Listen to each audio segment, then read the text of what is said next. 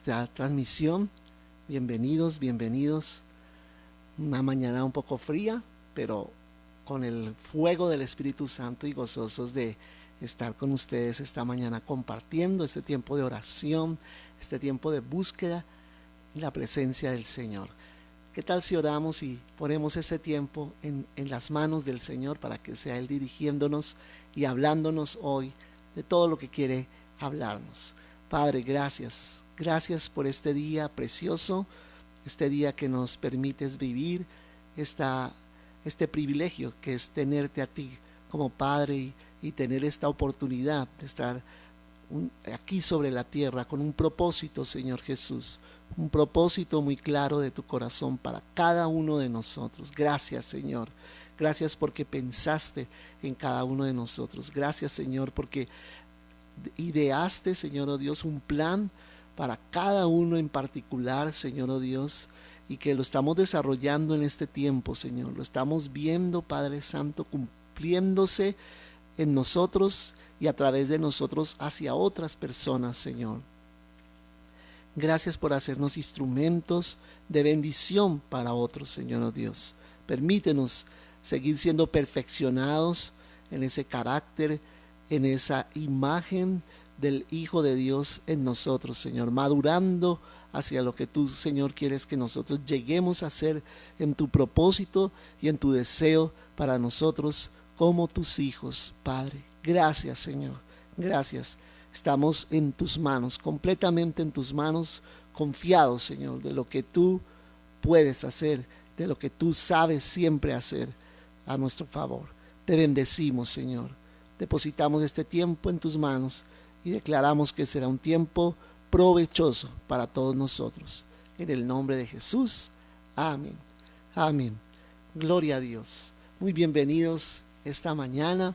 Es un día precioso que el Señor nos da y vamos a seguir compartiendo la palabra del Señor, compartiendo de todo aquello que el Señor nos bendice, nos da.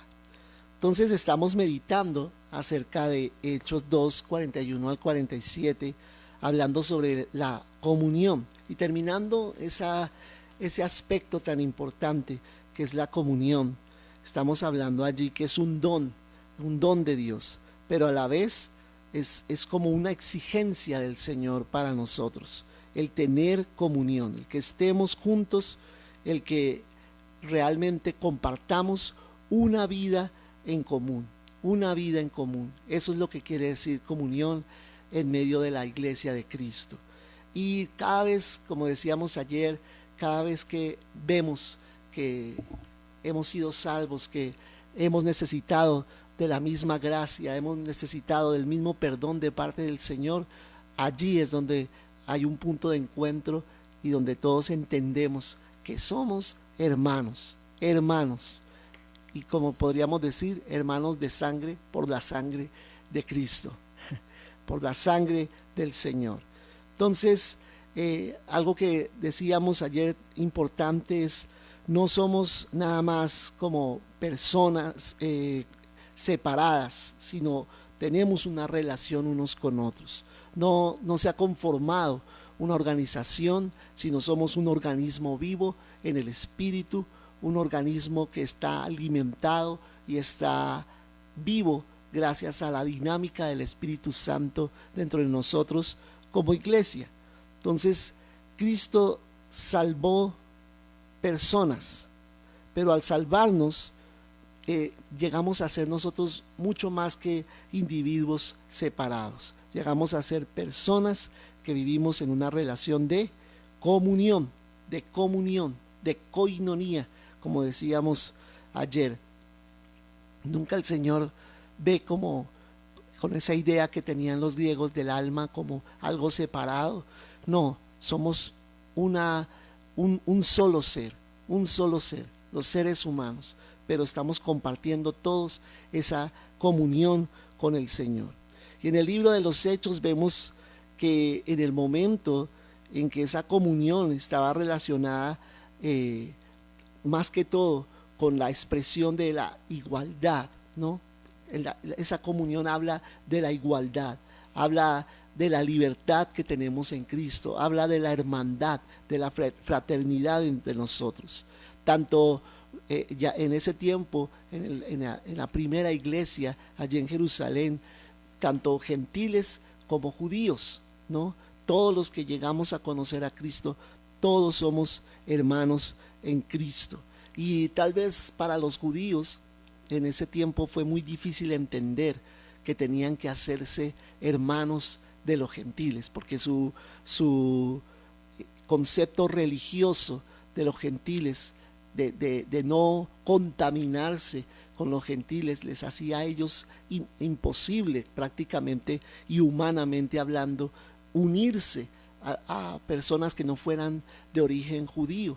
Para ellos eran personas inmundas. Entonces, romper esa barrera, eso solo lo pudo hacer el Espíritu Santo. Cada vez que ellos se negaban a unirse con creyentes que de pronto no fueran de origen judío, entonces ellos estaban realmente contradiciendo lo que significa ser el cuerpo de Cristo, y estaban engañados a sí mismos haciendo algo que era contrario a la voluntad del Señor. Abrirse a esa nueva idea, a ese nuevo concepto en el reino de que todos debíamos ser salvos, no solo judíos, no solo quienes hubieran nacido pues de judíos, sino también todas las naciones. Ese fue un concepto que fue un poquito difícil de asimilar, pero gracias a Dios se asimiló, y por eso la iglesia se pudo extender a toda la tierra. Y gloria a Dios que ahora nosotros, como dice la palabra, hemos sido injertados allí en ese árbol, hemos sido injertados allí en ese pueblo que es el pueblo de Israel, hemos sido injertados y somos, como dice la palabra de Dios, hijos de Abraham espirituales, ¿no? De descendencia espiritual de Abraham. Bien, y seguimos allí con otro tema que es el partimiento del pan. Esa expresión me parece muy importante que también la tengamos en cuenta con respecto a la comunión, que es de lo que estamos nosotros hablando. Entonces, esa expresión del partimiento del pan está acompañada con otra expresión que es la acción de gracias, dice la palabra allí en Hechos 2, 42 al 47, dice acción de gracias y oraciones. Y era usada más que todo, lógicamente, para la comida diaria, ¿cierto? Pero el partimiento del pan era señal de que la comida estaba por comenzar, o sea que ya estaba servida la mesa.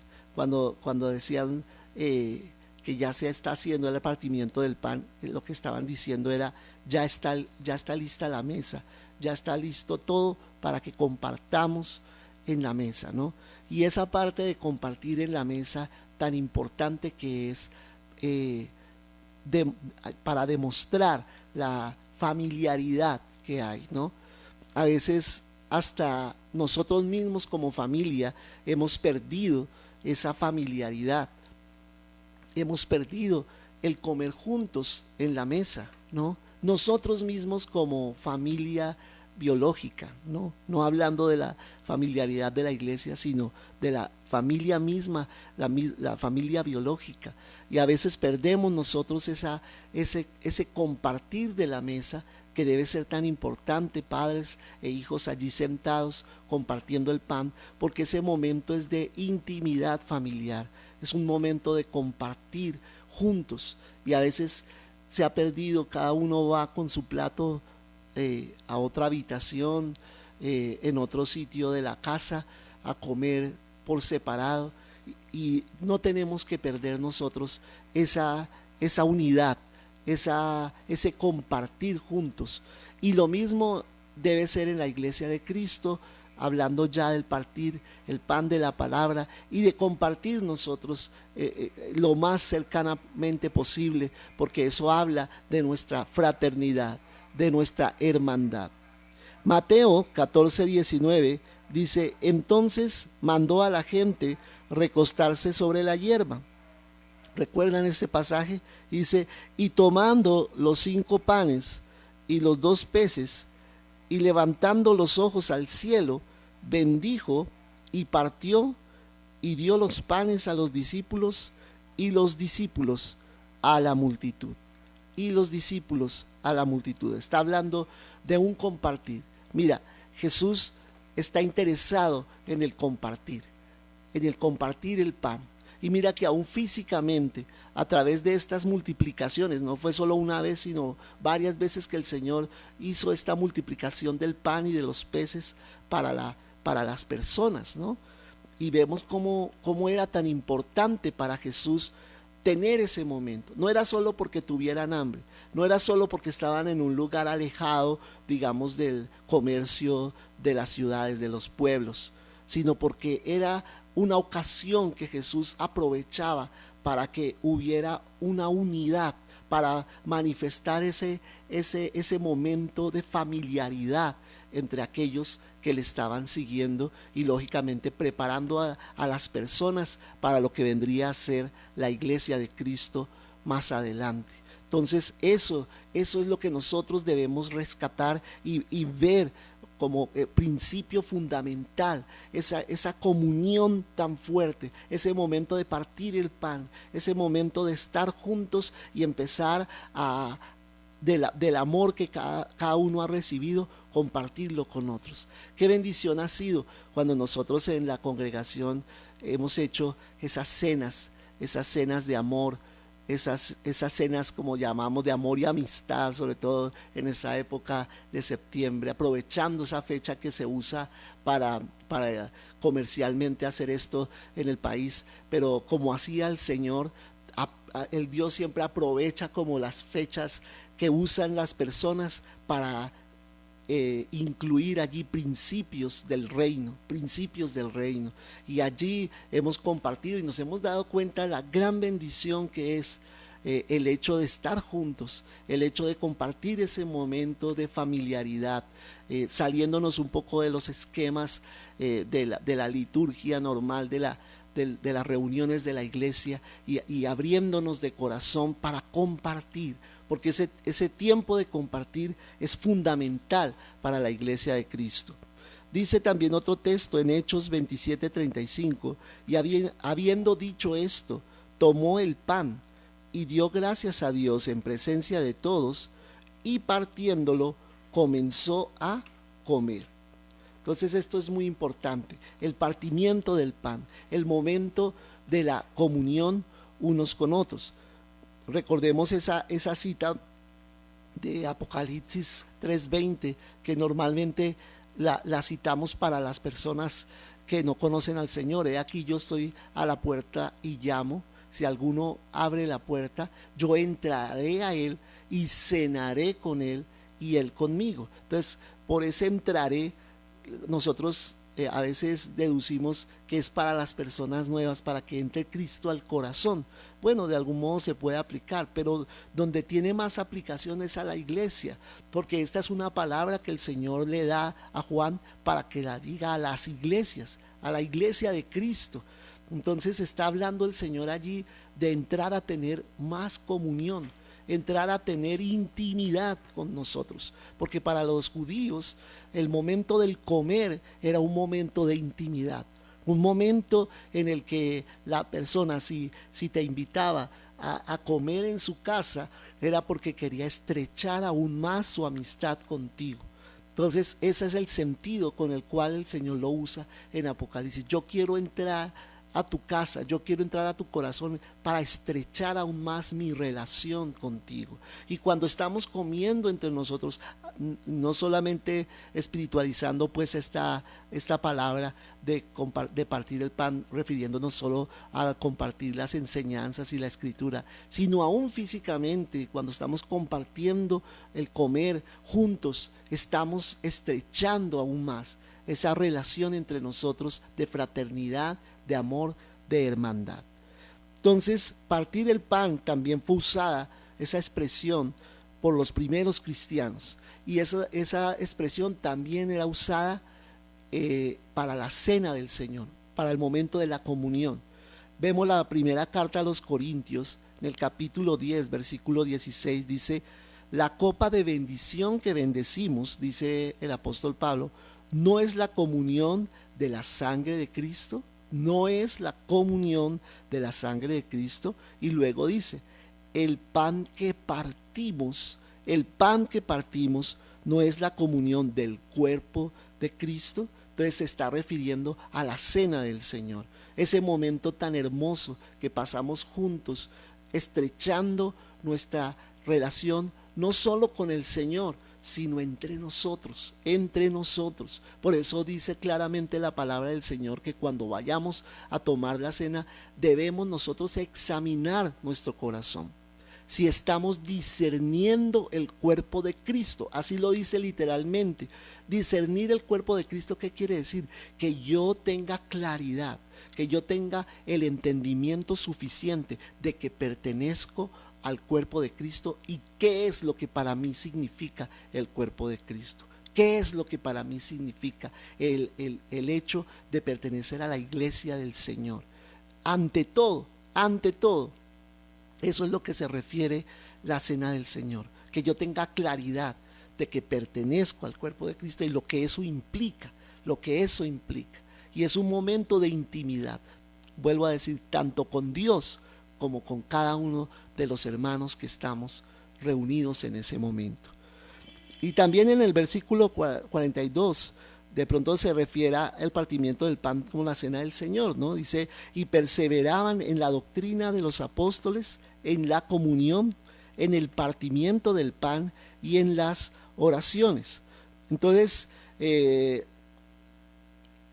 la referencia aquí a la comunión, el partimiento del pan, parece que son lo mismo, ¿no? Se está refiriendo al momento de tener intimidad unos con otros en el Señor.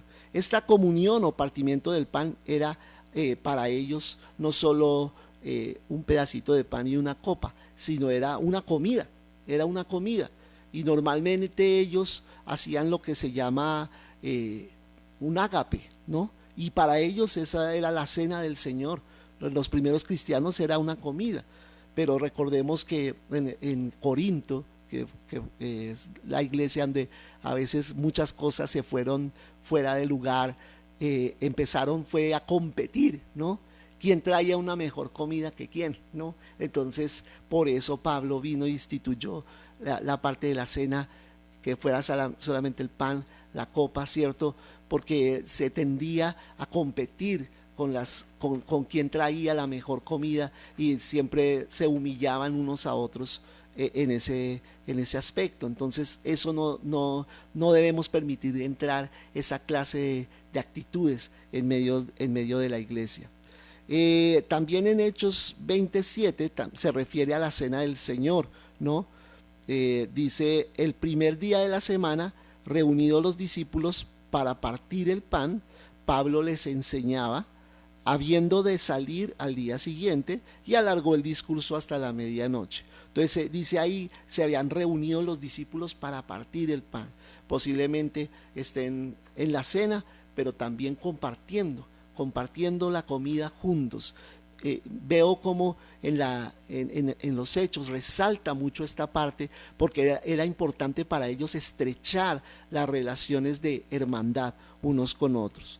Y luego, luego en la historia se habla también a que dieron lugar a la enseñanza, y la cena del Señor habla del cuerpo partido, quebrantado de Jesús, ¿no?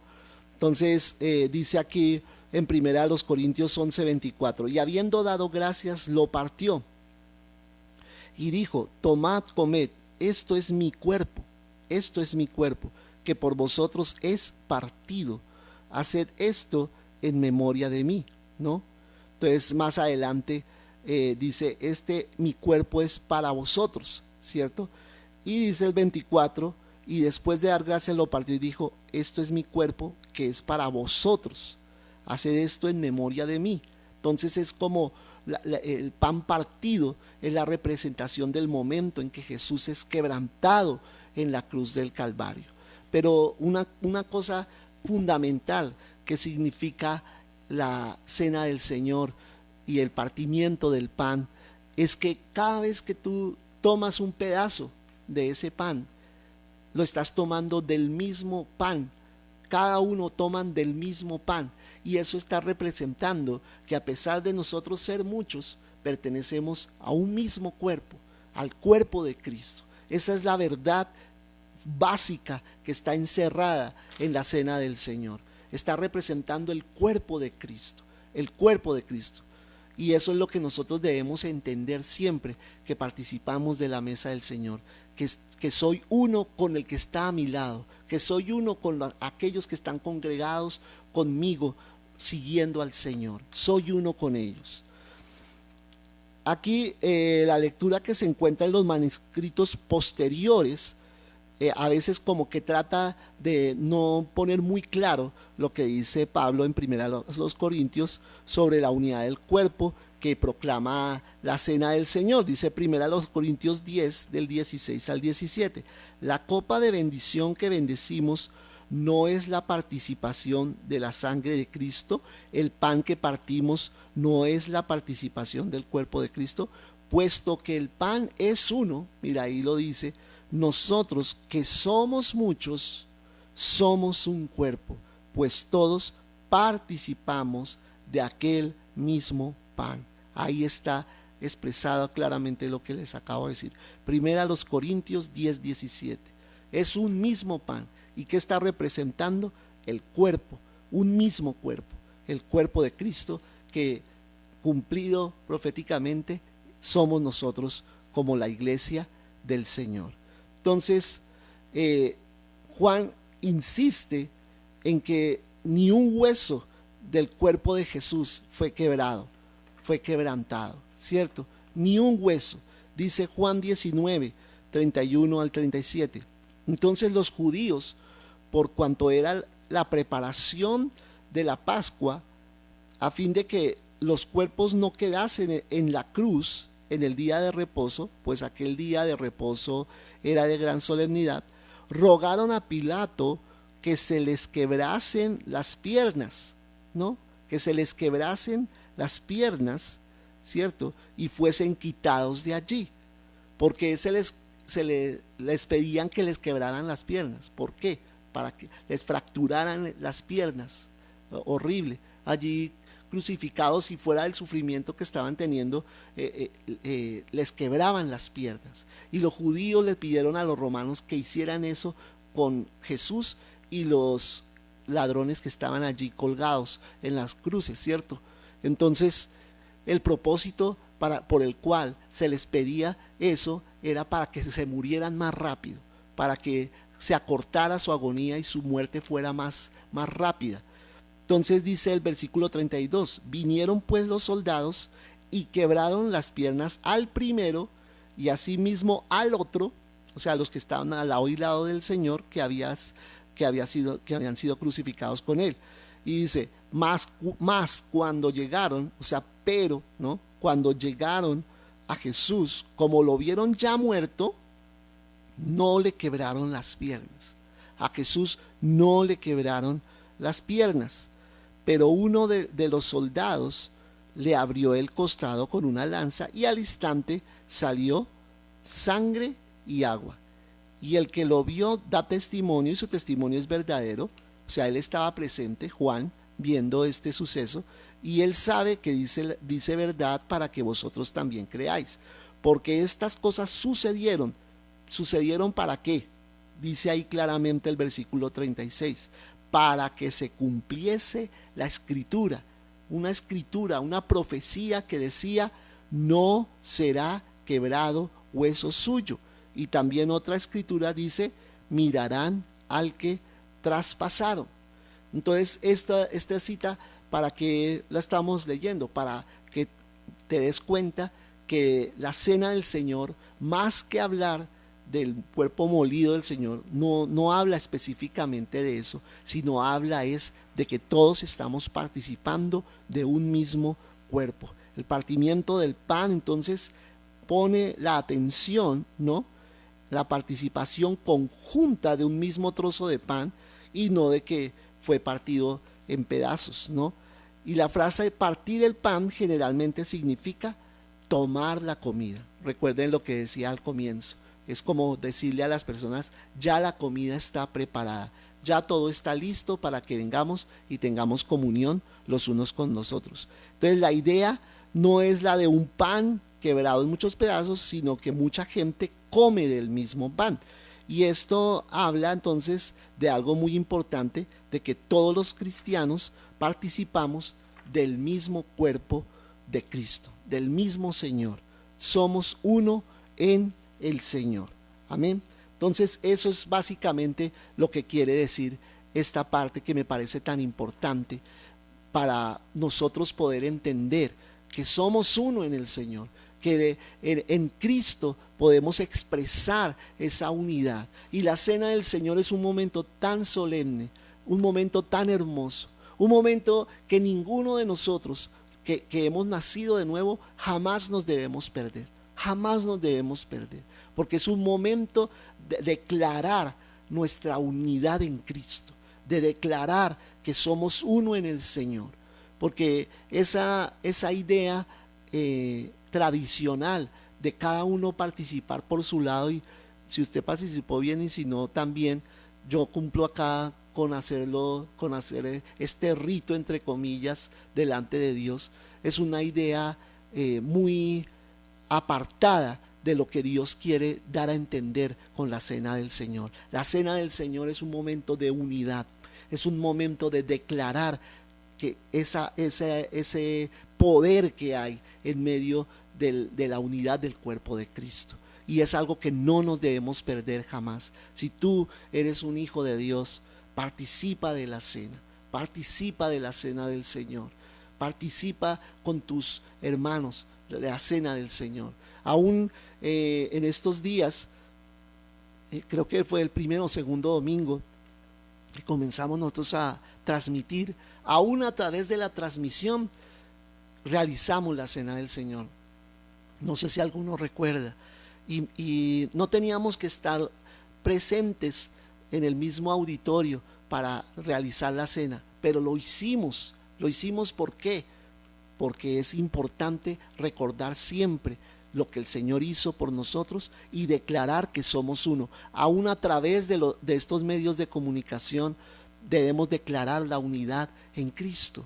Y si tú tienes la oportunidad de tomar el vino y coger el pan allí en tu casa y hacer la cena del Señor con tus familiares, con los que están ahí presentes en tu casa, que conocen al Señor, que, como dice aquí la palabra, disciernen el cuerpo de Cristo, entienden que pertenecen al cuerpo de Cristo, a la iglesia del Señor, hazlo. Puedes hacer la cena allí, en tu casa, en un momento de solemnidad, en un momento que aparten para Dios, para dedicar su casa al Señor, para recordar el pacto que se tiene con Cristo, que se tiene con el Señor. Eso es factible, eso es posible hacerlo, y tenemos que hacerlo con la ayuda del Señor. Y quiero terminar leyendo esta parte que dice el versículo 42, perseveraban en las oraciones. Entonces, de acuerdo a esta frase, parece indicar que se trata no de oraciones en general, sino de las que acompañan el momento de partir el pan, el momento de partir el pan. No sabemos con certeza cuáles eran esas oraciones que ellos hacían, pero sí podemos decir que la iglesia primitiva, en su perseverancia en la doctrina de los apóstoles, como dice aquí Hechos 2, por lo menos recibían siempre instrucciones cómo debían orar, cómo debían orar. Y también recibían un testimonio personal de parte de muchos testigos que habían visto la oración de Jesús por sus discípulos, que se encuentra en Juan 17, 20 al 23. Y con esta cita quiero terminar este tema y en esta mañana compartir. Pero quiero leer esta cita tan importante y tan linda acerca de Jesús en el momento en que Él va a ir a la cruz, y cómo Él ora por cada uno de sus discípulos, ¿no? Entonces, todo encierra un significado tan hermoso, como Jesús es nuestra Pascua, cómo Jesús está a punto, como el Cordero de Dios, de ser sacrificado en el altar, que era ese madero, esa cruz.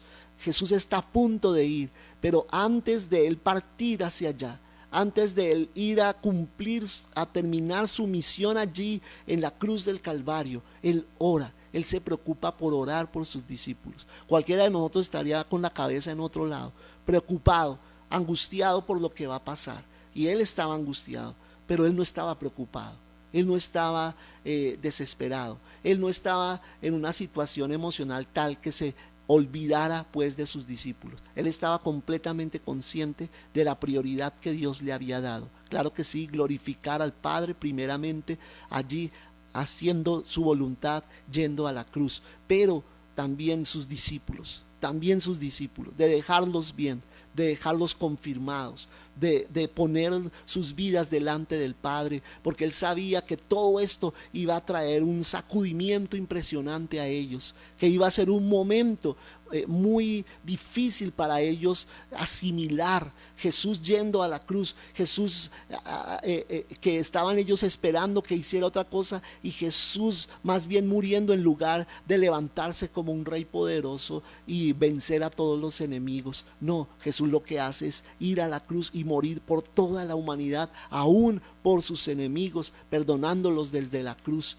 Eso era tremendo. Entonces Jesús tenía que interceder por la fe de sus discípulos, de que no faltara su fe, de que ese momento tan traumático, tan clave en la historia para ellos y para la humanidad, ellos no flaquearan, ellos se mantuvieran firmes. Y dice aquí, terminando este pasaje, dice: pero no ruego solamente por estos, le dice Jesús al Padre, sino también por los que han de creer en mí por medio de la palabra de ellos, para que todos sean una cosa, así como tú, oh Padre, en mí y yo en ti, que también ellos lo sean en nosotros, para que el mundo crea que tú me enviaste. Qué tremenda palabra del Señor, qué tremendo.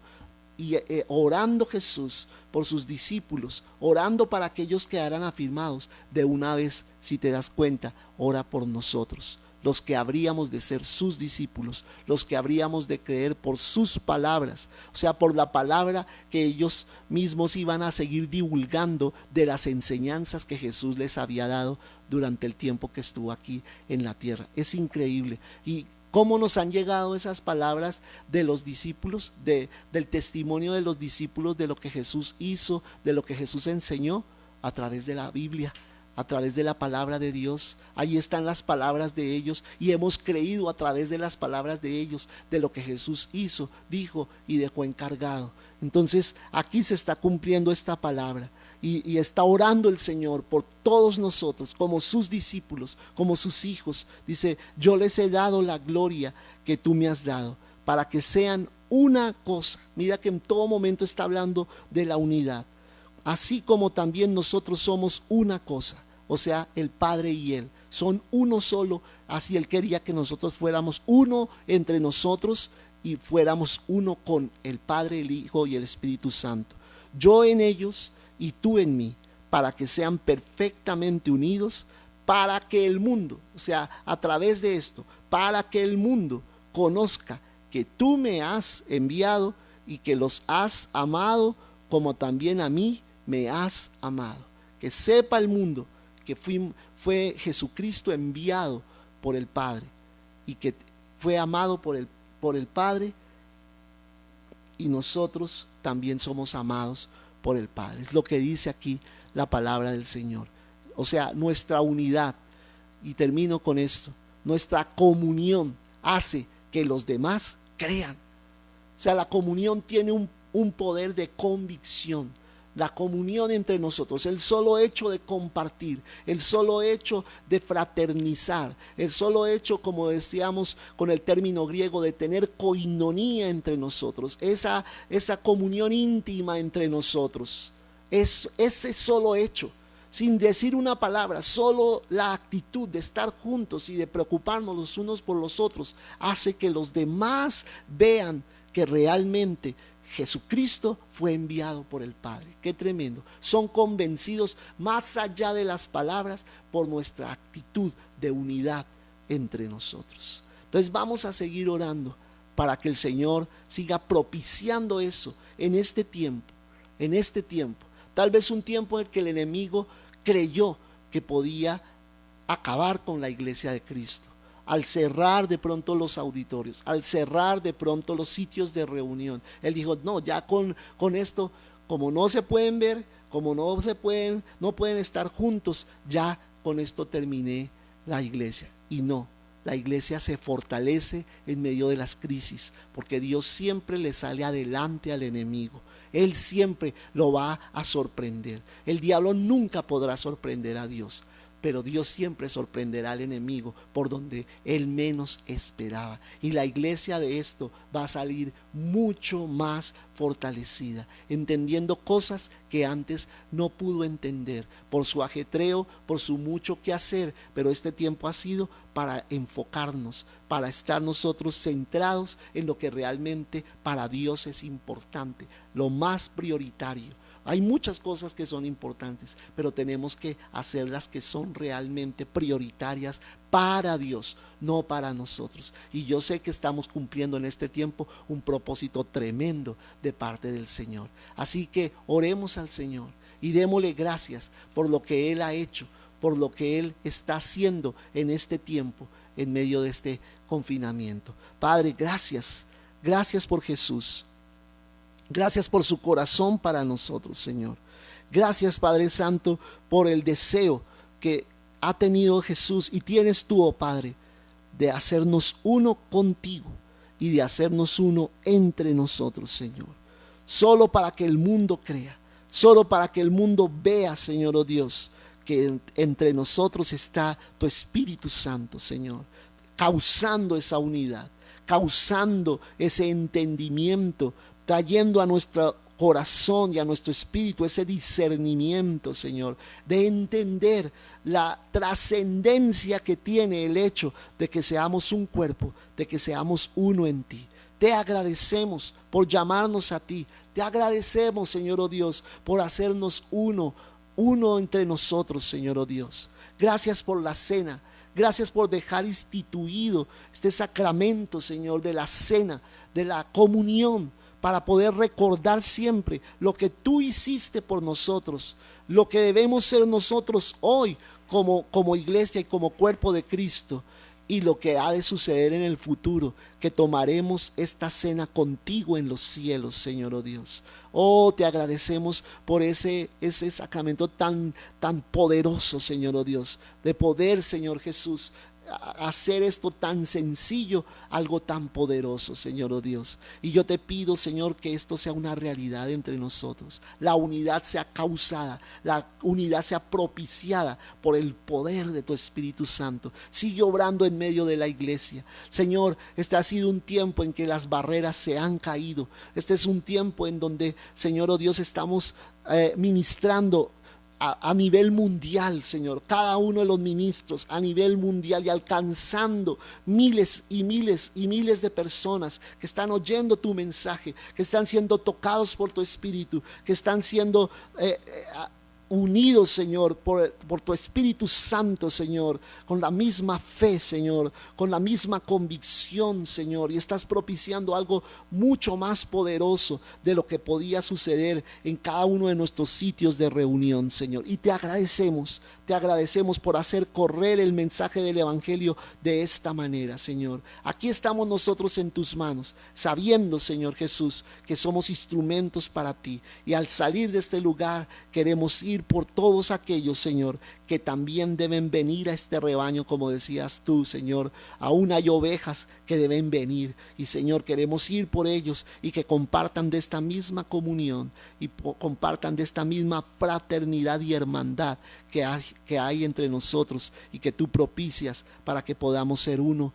en ti. Te bendecimos, Padre, y te agradecemos en el nombre de Jesús. Gracias, Señor. Amén. Gloria a Dios. Aleluya. Entonces te bendigo con esta palabra, que tú puedas seguir asimilando esto en tu corazón y pueda ser revelado aún más. Yo sé que a partir de esto el Señor puede revelarte mucho más de lo que rápidamente he podido compartir para ti. Entonces Dios te bendiga con esa palabra, ten ánimo y adelante con el Señor, lo que el Señor quiera seguir haciendo en tu corazón. Disponte para eso.